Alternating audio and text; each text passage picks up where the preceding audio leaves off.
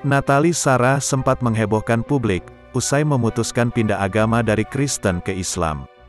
Ia membeberkan kisahnya yang cukup mengejutkan. Natalie Sarah mengaku keputusannya itu sempat melewati jalan yang cukup sulit. Lantas, seperti apa kisah Natalie Sarah yang memutuskan menjadi mualaf? Simak selengkapnya berikut ini. Mimpi ketemu kakek suruh baca surah Al-Fatihah. Natalie Sarah memang sebelumnya mengejutkan publik. Hal ini bermula saat ia memutuskan pindah agama dari Kristen ke Islam. Ternyata, Natalie Sarah mengaku keputusannya untuk menjadi mualaf berawal saat usianya 18 tahun.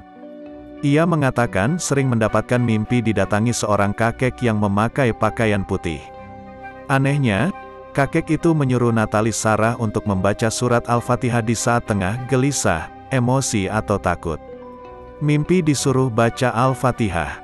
Pokoknya mimpinya terus didatangin kakek-kakek bersorban.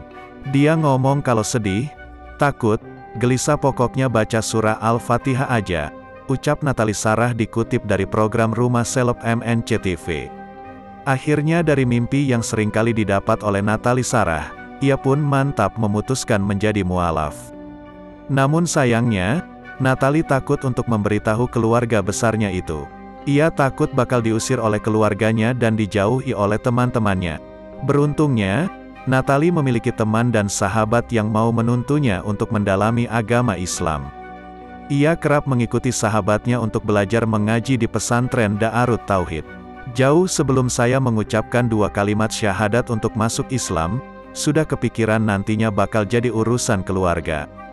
Ternyata memang benar, semua mualaf mengalami hal seperti itu, kata Natalie.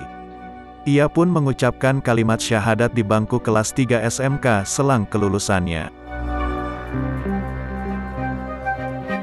Sembunyikan agamanya dari keluarga. Usai masuk menjadi mualaf, ternyata Natalie Sarah tidak langsung memberitahukan kepada keluarganya. Ia mengaku menyembunyikan agamanya itu dari keluarga besar dalam beberapa waktu yang cukup lama.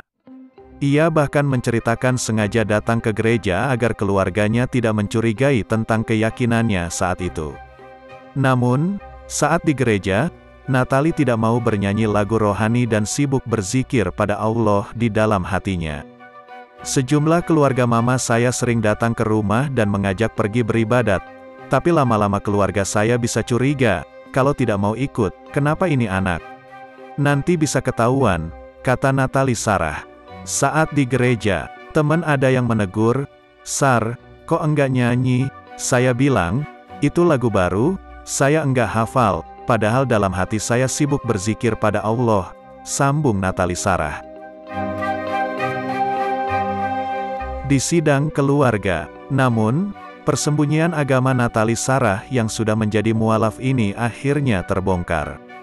Keluarganya mulai mencurigai Natalie Sarah, apalagi pemberitaan pada tahun 2001 sampai tahun 2003 sudah membeberkan soal keyakinannya itu.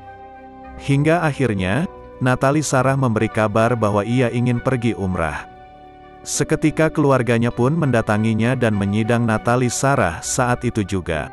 Juni tahun 2005, saya punya keinginan kuat berumrah.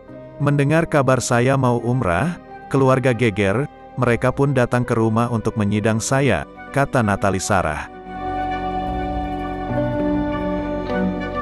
Mendapat pengakuan dan diterima keluarga.